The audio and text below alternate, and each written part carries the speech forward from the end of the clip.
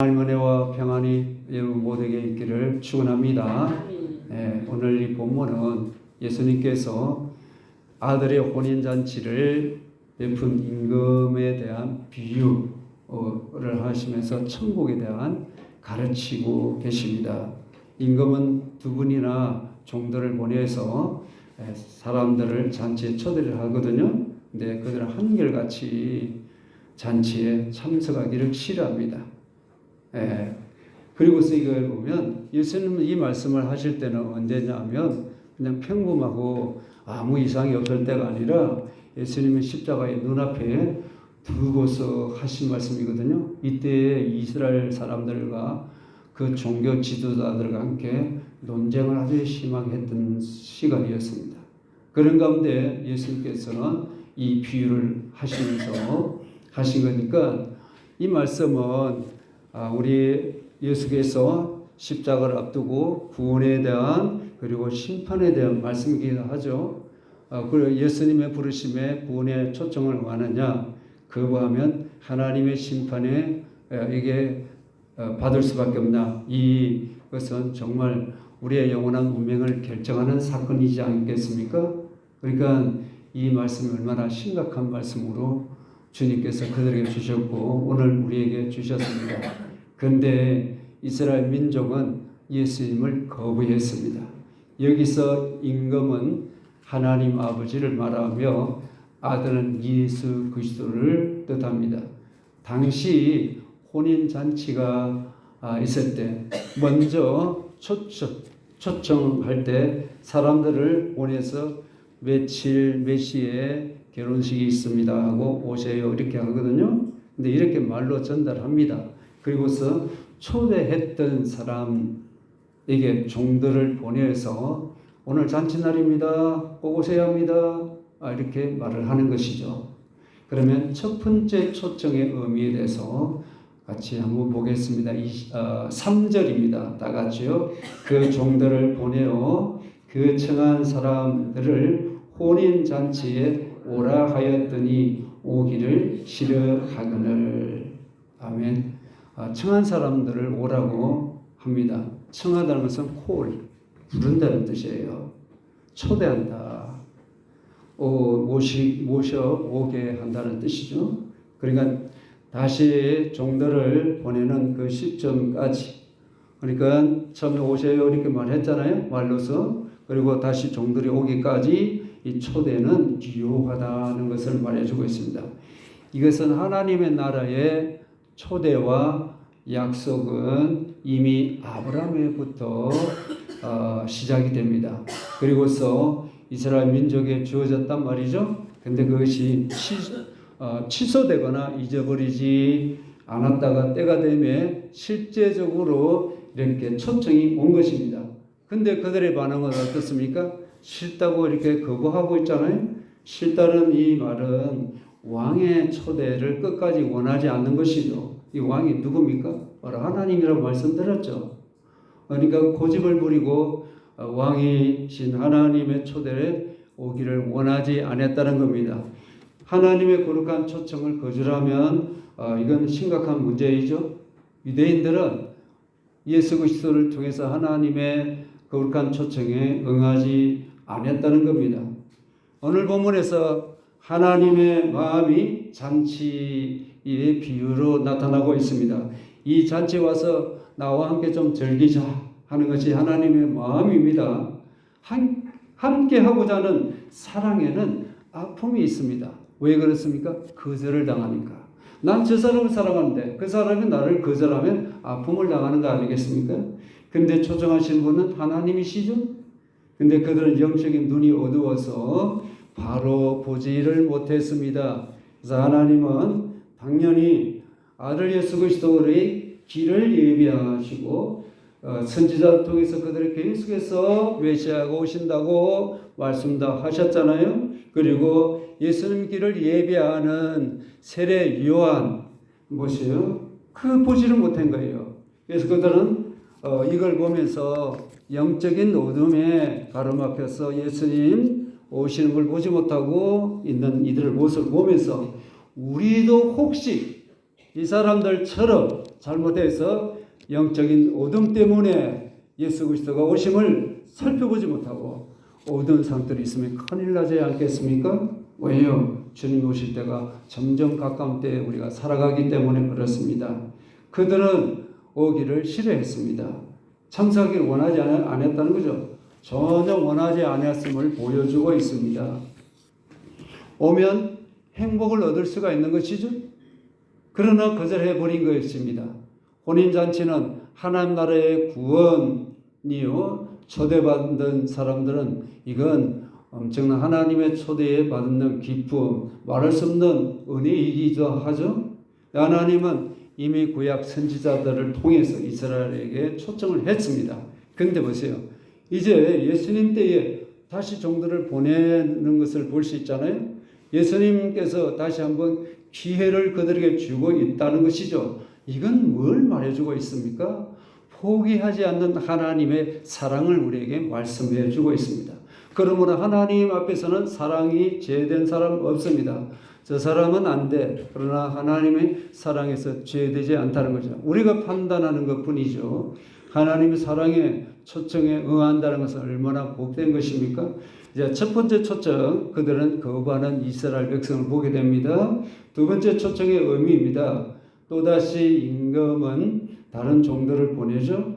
이건 영적으로 보면 두 번째 보낸 것은 12제자 시대를 암시하고 있습니다. 이건 사도 시대를 예표하고 있는 것이죠. 사절을 같이 합독합니다. 다시 다른 종들을 보내며 이르되 청한 사람들에게 이르기를 내가 오찬을 준비하되 나의 소와 살찐 짐승을 잡고 모든 것을 갖추었으니 혼인잔치에 오소서 하라 하였더니. 아멘. 여기 보면 나의 소와 살찐 짐승을 잡고 모든 것을 갖추었으니 부족함이 없이 혼인잔치에 다 완벽하게 준비가 됐다는 거죠. 임금이 잔치를 완벽하게 준비했는데 이제 손님이 오야 되는 문제가 있는 거죠. 천국은 혼인잔치에 대한 비유를 하고 있잖아요.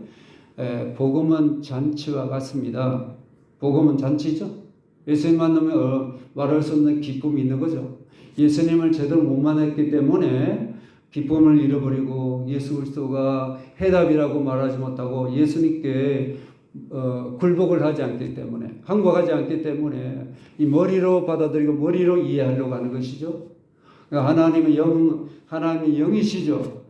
진리의 말씀을 통해서 생명이신 예수 그리스도, 영이신 그분을 체험을 하기를 바랍니다. 영적인 만남이 없고 이 생각으로 만나고 듣고 귀로 듣고 가버리니 이건 이성적인 신앙이에요. 육적인 그리스도인들이 많을 수밖에 없는 이 시대에 우리가 살아가고 있습니다. 근데 보세요. 복음은 인간이 우리가 준비하는 것이 아니라 하나님이 준비하시는 잔치입니다. 이 잔치는 부족함이 없이 기쁨을 상징하고 있는 것이죠.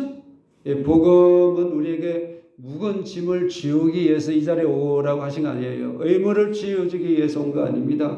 자유하기 위해서 오라고 하신 겁니다. 쉼을 주시기 위해서 오라고 하신 것입니다. 그러므로 예수님 만나면 쉼이 있습니다. 진정한 기쁨을 누릴 수 있고 행복을 얻을 수 있고 영원한 생명을 우리가 체험할 수가 있는 것이죠. 하나님이 준비하신 것은 우리에게 최상의 것을 누리게 하시기 위한 것입니다. 예수님은 우리를 위해 완벽한 천국을 예비해 놓으셨습니다. 오기만 하면 됩니다. 믿음으로 반응하면 됩니다. 천국 혼인잔치에는 우리의 운명을 좌우하는 초청입니다. 오면 오고 가면 오늘 싫어 이 정도가 아니라 내 영이 하나님 앞에서 영원한 것을 결정하는 것, 영원한 행복이냐 영원한 기쁨의 나라이냐 결정하는 중요한 이와 같은 복음은 이와 같이 결정을 하는 것입니다. 그러므로 복음을 우습게 여기면 안 되는 겁니다. 우리의 영생을 결정하는 중요한 초청입니다. 초청받은 사람들의 반응은 어떻습니까? 5절입니다. 그들이 돌아보지도 않고 한 사람은 자기 밭으로 한 사람은 자기 사바로 가고. 혼인잔치를 뒤돌아보지도 않고 갔다고 하는 것은 뭘 말해주고 있습니까? 그 이유가 있는 거죠. 혼인잔치에 마음을 두고 있지 않고 다른 데 마음을 두고 있다는 겁니다. 그러니까 그들은 돌아보지도 않았다고 하는 것이죠. 그들이 돌아보지 않고 이 원어를 보게 되면 그 말을 들은 척도 하지 않았다는 겁니다. 그래 한마디로 자기의 갈 곳을 가버렸다는 겁니다. 가볍게 여겼다는 뜻입니다. 한마디로 관심이 없다는 이 말이죠. 한 사람은 자기 밭 들어가고 한 사람은 자기 사업차 가버렸다고 말씀하고 있잖아요. 이 모두가 무엇을 우리에게 말해주고 있습니까? 전부 하나같이 누구만을 생각합니까? 나만 생각하고 있는 거예요. 초청하는 하나님을 생각하고 있지 않는 것을 보고 있는 거죠. 우리가 하나님을 생각하는 자리로 이 자리에 오셔야 하는 거예요. 어쩔 수 없이 예배를 드리자니 그렇고 안 드리자니 그렇고 이렇게 오는 것이 아니라 정말 하나님 생각하고 이 자리에 오시는 것이 바로 그분을 생각하는 것이죠. 나만 생각하면 우리는 초청받은 분을 생각할 겨를이 없는 거죠. 내 사정만 생각하는 거예요. 임금의 마음을 헤아릴 마음이 없는 거죠. 자기 기분 그리고 내 유익을 계산을 하게 되는 것이죠. 그들은 자기 중심적으로 생각하기 때문에 마음이 없는 거예요. 첫 번째 사람을 한번 보십시오. 혼인잔치를 거절하는 이유는 자기 밭에 가서 농사 짓는 일 때문이라고 하지 않습니까? 농사 짓는 사람 잘못된 겁니까? 당연히 밭에 가야 되는 것이죠. 게을리 하면 자기 농사를 망치게 되는 거 아니겠습니까? 사람의 직업을 하나님 무시하는 건 절대 아닙니다. 근데 이 사람은 뭘 모르고 있습니까? 눈에 보이는 것은 잘 알고 있지만 눈에 보이지 않는 세계 영적인 이 일을 모르고 있는 인생이라는 겁니다. 그러니까 보세요. 밭이란 생업과 사업이라는 경제활동은 악한 것이 아니죠. 하지만 가장 소중한 하나님과의 만남을 막았을 때 내가 하는 그 일이 내가 하는 이 사업이 하나님과 나 사이에 계산을 따져서 오늘 내가 사업하는 거 내가 어디 가는 거 더 이익된다 생각하면 그쪽으로 치웠다. 하나님 만나는 길에 그걸 내가 버렸다. 그러면 그 일 때문에 그 뭔가 때문에 하나님과 나 사이의 만남이 막혀버렸다는 거죠. 그게 독이 되는 거예요. 하나님에서 나가면서 내 삶에 그건 부수적인 거죠. 하나님을 섬기는 것이 전업임을 믿습니까? 하나님을 섬기는 것이 전업이에요. 내가 하는 일은 부업과 같다고 생각해야 돼요. 그러니까 이것이 하나님과 나 사이에 줄다리기 하는 거 아니에요. 신앙은 결단입니다. 신앙은 우리는 결단으로 나가는 거예요. 신앙은 어떤 습관이 중요한 습관이지만 그분의 부르심의 응답이 중요한 것이죠. 여기서 보면 우리가 한번 오늘날 사람들을 보면 이 밭과 사업체 그 이름으로 분주함 속에서 갇혀 살곤 하는 오늘 이 시대의 사람을 볼 수 있잖아요. 대부분 거절을 노골적으로 한 분도 있었을 것 같아요. 그 당시. 근데 대부분 바쁘다는 여기에 말을 하고 있잖아요. 일이 바빠서 돈 버는 일 난 요즘 바빠. 삶이 바빠서. 그 바쁨 때문에 신앙은 뒤로 하고 있다는 겁니다. 문제는 악한 일이 아니라 바쁜 일 때문에 바쁜 일이 정당화되는 거예요. 여러분 바쁜 일이 정당화될 수 있을까요? 근데 생존을 위한 노력이 정당한 건 정당하죠. 근데 바쁜 일 때문에 하나님을 놓치고 있습니다. 그것이 하나님의 부르심을 뒷전으로 미루는 핑계가 되었다는 겁니다. 만일 우리도 핑계를 댄다면 오늘 본문에 나오는 이 사람들을 초청받은 자들과 똑같은 그런 모습이 될 수밖에 없습니다. 우리 이 자리에 초청받아서 온 거예요. 자, 근데 두 번째 사람은 어떻습니까? 영을 떠났기 때문이라고 하지 않습니까? 사업이 더 우선시 여기고 있다는 거죠. 초청을 거절했습니다. 그러니까 그는 더 중요한 것을 알지 못했다는 거죠. 영원한 세계의 중요성을 몰랐다는 겁니다. 보이지 않는 세계에 하나님은 초청하고 있죠. 그 초청하는 것 초대장이 뭡니까? 바로 복음이죠. 십자가는 예수 그리스도 십자가는 초대장 아닙니까? 초대장에 응하는 거예요. 믿음으로 응하는 것이죠. 자, 남은 사람은 셋째 남은 사람, 첫째, 둘째 답한 이와 같이 모습을 보게 되고 세 번째 남은 사람 어떤 사람인가 보이겠습니다. 6절입니다. 그 남은 자들은 종들을 잡아 모욕하고 죽이니 초청 온 종들을 모욕하고 죽였다고 말하고 있잖아요. 여러분 보통 결혼식에 이런 일이 벌어집니까? 아니 안 가면 안 가고 가기 싫으면 안 가는 거 아닙니까? 왜 결혼식에 사람을 죽여요? 아니 오세요 한 사람 이 종을 죽일 이유가 있습니까? 이건 뭘 말하고 있습니까? 천국을 비유로 혼인잔치를 말씀드렸잖아요. 영적으로 일어날 사건을 말씀하고 있는 거죠. 영적인 이런 일, 복음을 제시하는 곳에는 이런 박해와 죽음의 역사가 일어날 수 있다는 것을 말해주고 있습니다. 이 혼인잔치는 임금이나 신랑을 위한 것이 아니라 초대받은 사람들, 즉 오늘 우리들을 말씀하고 있습니다. 이쪽에서 일방적으로 우리에게 오라고 부르는 것이죠. 콜 하는 거예요. 성함 부르는 겁니다. 콜 하는 것이죠. 이 부르면은 아무런 조건 없어요. 오기만 하면 됩니다. 오면 오직 기쁨을 함께 나누게 되는 거죠. 다른 뜻이 없어요. 복음 앞에 그냥 믿음으로 반응하시면 그 복음 앞에 믿음으로 마음을 다하여 반응하면 나도 알 수 없는 기쁨이 오게 됩니다. 은혜를 받게 됩니다. 회복이 영적 회복이 일어납니다. 그 놀란 일이 있기를 바랍니다. 의무나 부담도 없고 대상이나 자격도 상관하지 않고 오라고만 말씀합니다. 오는 것뿐입니다. 근데 이 간절한 초청이 어떻게 됩니까? 거절당하고 있는 것이죠. 아무도 오지 않습니다. 이때 임금의 마음은 어떤 마음이겠습니까? 굉장히 괴로워하시겠죠? 하나님 마음은 거절당할 때 하나님 마음은 나빠하신다는 것을 우리에게 말씀하고 있죠. 거절한다는 것은 주인의 마음을 아프게 하는 일이죠.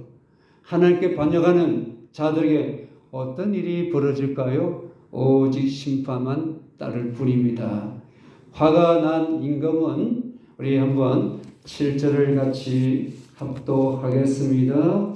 임금이 요하여 군대를 보내어 그 살인 자들을 진멸하고 그 동네를 불사르고 이와 같이 진멸하고 불살아서 그것을 흔적도 없이 이렇게 만들어 버리잖아요. 실제로 예수님을 구하고 십자가에 예수님 못 박아 죽인 이스라엘은 어떻게 됐습니까? 멸망을 당했잖아요. 주후 예수님 오신 이후 70년 로마 군대에 의해서 돌 하나 이렇게 포개지 않고 완전히 남지 않고 비참하게 멸망을 당했습니다. 하나님 은혜에 대한 거부는 심판으로 나타납니다. 자, 그러므로 하나님 은혜에 내가 반응하는 것, 믿음으로 반응하는 것은 복이라는 것을 기억하시기를 바랍니다. 8절을 같이 합독합니다. 이에 종들에게 이르되 혼인잔치는 준비되었으니 청한 사람들은 합당하지 아니하니.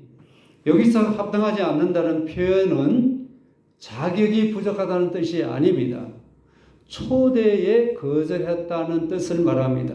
문제는 자격이 아니라 반응입니다. 신앙은 자격이 아니라 믿음으로 하나님께 반응하는 겁니다. 신앙은 익숙한 것을 가지고 살아가는 거 아니라 우리 몸이 익숙하게 배어 있잖아요. 종교 행위를 하는 거 아니라 믿음으로 하나님께 반응하시기를 바랍니다. 믿음으로 반응하지고 내 종교 행위를 하러 온 거 아니라 그분을 만나기 위해서 이 자리에 오셔야 하는 거예요.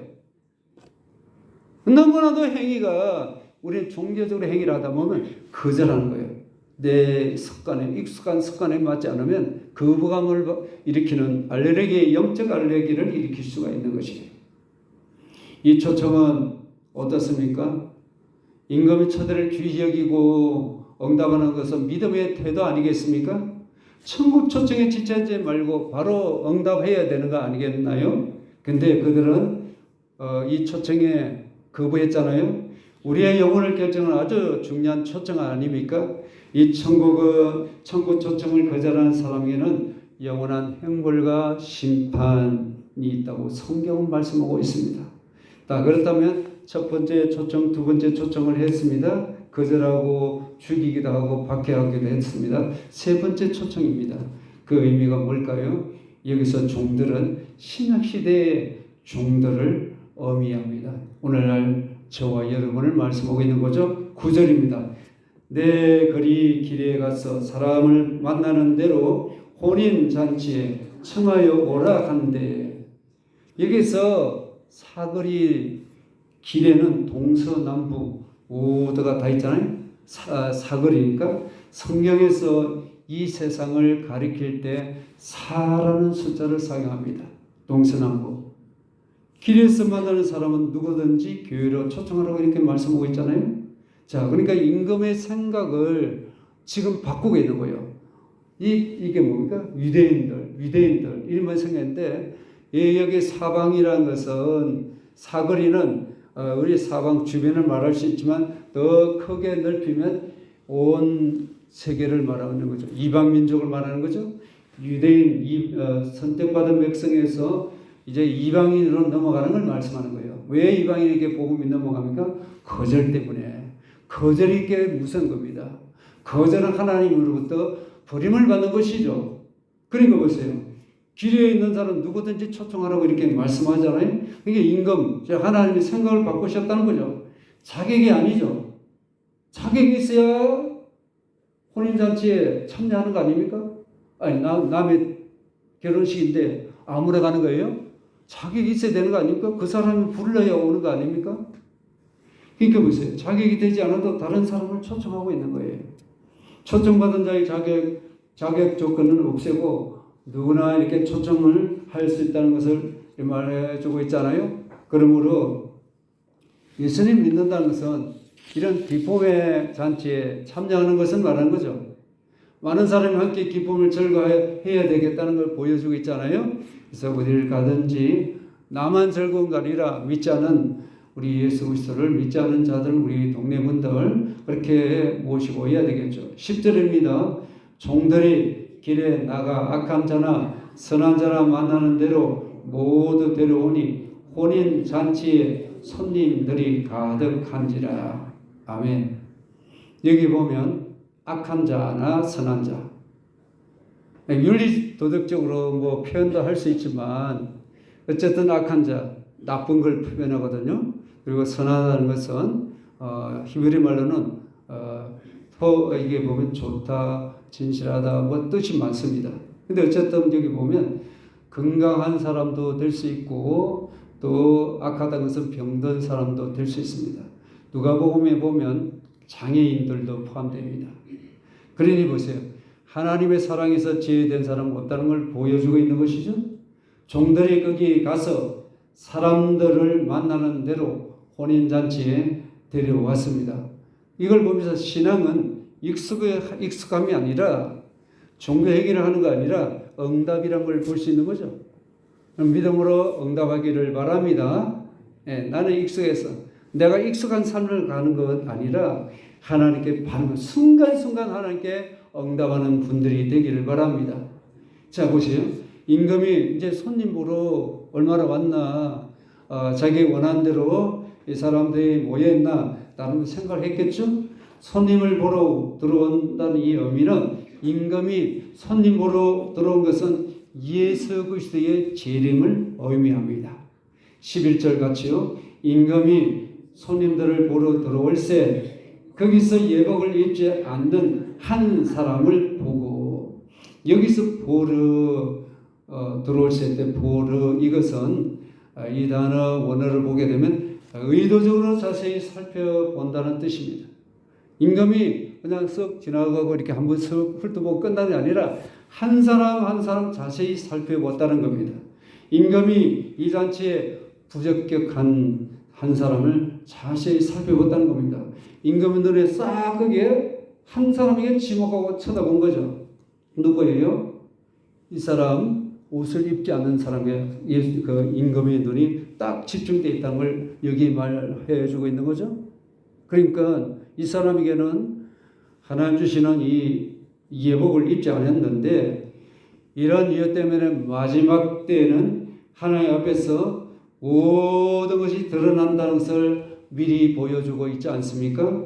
임금이 손님을 보러 들어온 것 같이 예수님은 백마를 타고 반드시 재림하십니다. 계시록 22장을 보시면 세 번이나 재림을 강조하고 계십니다. 진실로 속히 내가 오리라. 성경 마지막 구절에 분명히 거듭해서 말씀하죠. 내가 진실로 속히 오리라. 할렐루야. 이 말이 거짓말이면 하나님이 우리에게 사기친 분이고 우리는 사기를 당하고 사기꾼 앞제비 노릇하는 것 아니겠습니까? 하나님은 지금까지 거짓말한 적이 한 번도 없으시고 진실하신 분이시죠. 하나님은 미쁘시다는 건 신실하시다. 변함없이 믿을 만한 분이란 뜻이잖아요. 하나님은 신실하신 분입니다. 하나님 미쁘신 분입니다. 그러니까 이 자리에 오셔서 하나님을 바라보고 예배하는 것 아니겠습니까? 자, 그럼 이 시대에 우리가 이것을 징조를 볼 때에 어떻습니까? 주님 오실 때가 점점 가깝다는 것을 우리가 느끼지 않습니까? 예복을 입지 않은 사람 한 사람 있잖아요. 예복은 의의 행실을 말하는 것이죠. 신앙의 열매, 구원받은 자로서 의로운 삶을 살아가야 한다는 것을 말씀하고 있습니다. 이 옷이 있어야 천국 잔치에 들어간다는 것이죠. 근데 보세요. 계시록 7교회 보면 옷을 입지 않는 벗은 자가 있다고 하고요. 그 흰 옷을 더럽히면 안 된다는 성경 구절을 여러분 잘 아실 거예요. 근데 보세요. 이 천국 잔치인데 당시 왕실에서 잔치가 있을 때 주인은 손님에게 먼저 입을 옷을 제공하는 풍습이 있습니다. 그러니까 내가 왕의 그 아들 잔치에 들어가려면 특별한 옷을 내가 사가지고 들어가는 거 아니라 가기만 하면 된다는 거예요. 가기만 하면 누가 준다는 거예요? 왕이 주는 옷을 입기만 하면 된다는 거예요. 근데 예복을 한 사람이 입지 않았다는 겁니다. 주인이 제공을 한 것을 입지 않았다는 것은 주인의 친절한 그 베푼 것에 대해서 고의로 거부했다는 거죠. 예복은 하나님께서 마련하신 우리 예수 그리스도의 대속의 은혜를 뜻합니다. 예수 그리스도의 구속의 속량의 은혜를 이 사람은 거부했다는 겁니다. 믿지를 않았다는 겁니다. 그 예수 그리스도의 부르심에는 응했지만 이 자리에 왔지만 그 구속의 은혜를 믿지 않았으니까 이 사람은 어떤 면을 보면 믿지 않은 사람이죠. 예복을 입지 않았다는 것은 자기 의를 가지고 나왔다는 뜻이죠. 이건 받아들일 수 없는 거예요. 예복을 입은 것은 의로 여기시는 것인데요. 그래서 의를 힘입어서 하나님 보좌에 나가는 거 아닙니까? 이 예복은 예수 그리스도의 의의 옷이요 보혈의 옷입니다. 우리 이사야에서 보게 되면 우리의 의는 어떻습니까? 낡고 심히 부패한다는 것이죠. 여러분 잘 아시잖아요. 에덴 동산에서 아담 하와가 무화과나무 잎을 가렸잖아요. 그건 자기의 의죠. 자기의 잘못을 가리려고 했잖아요. 근데 하나님께서 가죽 옷을 입히심으로 하나님 주신 옷으로 입었을 때 그때서 그들이 동산나무에 숨었던 것들이 하나님 앞에 나올 수 있는 은총을 받은 것 아니겠습니까? 그러므로 하나님 주시는 의의 옷을 입으셔야 하나님 보좌에 나갈 수 있다는 거예요. 예배자로 갈 수 있다는 거죠. 예수 그리스도의 십자가의 피를 통해서 우리를 깨끗이 해야 하나님을 만날 수 있습니다. 날마다 회개하며 예수 보혈로 씻어야 합니다. 예복을 입지 않는 사람은 어떻게 됩니까? 하나님의 심판을 받게 되는 거죠. 그래서 임금은 그 손님의 손발을 묶어 바깥 어둔데 던지라고 이렇게 말씀하고 있잖아요. 비참한 신세가 된 것이죠. 그래서 보세요. 우리 13절을 같이 합독하겠습니다. 시작. 임금이 사람들에게 말하되 그 손발을 묶어 바깥 어두운 데에 던지라. 거기서 슬피 울며 이를 갈게 되리라 하니라. 아멘. 여기 보면 이 사람 비참한 신세가 됐잖아요. 하나님 나라의 잔치에 영혼이 죄에 대해서 영원한 지옥 형벌에 떨어졌다는 것을 뜻합니다. 슬피 울며 이를 간다는 이 표현은 잔치의 기쁨에서 제외되는 것을 말하는 건데, 그때 나 혼자, 남들은 다 천국에 들어가는데 기쁨을 누리게 난리가 난데 나는 지옥에 떨어져 가지고 혼자 생각할 때, 그때 극심한 내에 다가오는 그 후회, 그 고통, 그 눈물 누가 이해해 줍니까? 누가 씻어 줍니까? 이 지상에서는 기회가 있죠. 눈물을 씻어 줄 수 있는 기회가 있죠. 고통이 있고 잘못해서도 넘어져도 다시 일어날 수 있는, 주님을 붙들면 다시 일어날 수 있지만, 소망이 있지만 그날은 영원한 소망이 있는 절망입니다. 지옥은 더 이상 소망을 갖지 말라는 곳입니다. 그러므로 하나님의 심판을 두려워해야지. 여러분, 지옥이란 이 말 좀 유치하다고 생각합니까? 신앙이 유치한 거예요? 그런 거 하지 말고 좀 아주 괜찮은 걸 말해야 그게 그 교회가 대단한 그 교회인가요? 천국과 지옥이 오늘날 이 시대에 사라지고 있잖아요. 신앙의 엉망이로 들어갈 때가 많은 거예요. 하나님 심판을 보여주고 있는 거예요. 확실하게 됩니다. 복음 앞에 서면 확실하게 되는 거죠. 14절입니다. 청함을 받은 자는 많되 택감을 입은 자는 적으니라. 아멘. 청함을 받은 자, 초청받은 자, 부름을 받은 자라고 말씀드리죠. 오라고 부를 때 온 것뿐이에요. 이 택감을 받지 못한 자가 섞여 있다는 거죠. 그렇다면 택함의 기준은 무엇일까요? 그것은 주님이 입혀주신 예복입니다. 예수 그리스도의 의를 말하는 거예요. 그 의를 거부하면 안 되는 겁니다. 그 은혜롭게 변화된 것, 성령의 도심으로 거듭나고 회개와 믿음으로 변화된 삶이 되어야 하는 것이죠. 근데 초청에 탈락한 사람의 이유는 뭡니까? 하나님의 초대에 받아들이지 않고 평소에 내가 입는 옷 계속해서 입었다는 거죠. 이건 뭘 말합니까? 자기의 방식대로 살겠다는 고집을 부리는 것을 말합니다. 하나님의 의, 십자가 의에 이어 붙들고 그분의 의에 옷 입고 예수 이름으로 살지 않고 내가 원하는 대로 신앙생활하는 거예요. 이건 아니죠. 택감 입은 자는 적다라는 이 표현은 구원받은 숫자가 적다는 이런 뜻이 아니라 그만큼 구원의 길이 좁고 치열하여서 자기 갱신이 필요하다는 겁니다. 자기 갱신을 하려면 어떻게 합니까? 성령의 도우심을 통해서 날마다 십자가의 자기를 죽이는 것밖에 없는 것이죠. 날마다 나 죽고 예수로 사는 거 아닙니까? 예수로 채우러 온 거예요. 예수의 생명으로 채우러 오신 분들 아닙니까? 이 자리에 왜 오셨을까요? 우리는 이 자리에 그리스도를 만나고 그리스도를 채우기 위해 하나님의 생명을 받기 위해서 이 자리에 오신 겁니다. 청함을 받은 자, 여기 보면 단순히 교회에 앉아있는 분이죠, 그죠? 그냥 불러서 왔어. 교회가 돼서 그냥 왔다는 거예요. 이게 청함을 받은 사람이에요. 택감을 받은 사람은 어떤 사람입니까? 예수 그리스도의 의의 옷을 입은 자이죠. 교회 안에 구원받은 자를 있고 청함을 받은 자가 있다는 거예요. 택함, 선택을 받은 자와 선택받지 못한 자가 교회 안에 있다는 거죠. 구원받은 자와 구원받지 못한 자. 그러니까 우리가 열 처녀 비유에도 미련한 처녀는 신랑을 맞이하지 못하고 지혜로운 처녀가 맞이하잖아요. 양과 염소에도 놓잖아요. 양은 하나님 편에, 염소는 얘 편에 심판받는 자리잖아요. 15달란트, 2달란트는 보세요. 주인의 기쁨의 자리가 되지만 1달란트 자리 받은 자는 어땠습니까? 이처럼 1달란트 받은 자는 이와 같이 부름을 받은 자와 같은 위치에 서게 되는 것이죠. 그러므로 지금 교회 안에는 두 종류에 속한 자다. 그러면 나는 청함을 받은 자의 모습으로 있는가? 예복을 입지 않은 상태로 있지는 않는지. 예복을 입는 여러분 택함을 받은 자로 살아가기를 바랍니다. 그러면 나를 항상 점검해야죠.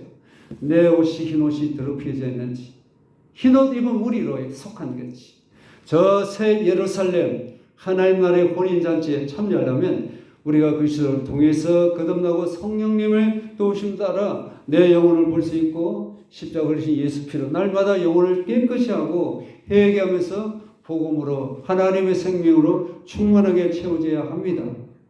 지금 두 종류로 나눠진 시대예요. 알곡과 죽정의 시대입니다. 지금 세상이 너무나 악해지고 있잖아요.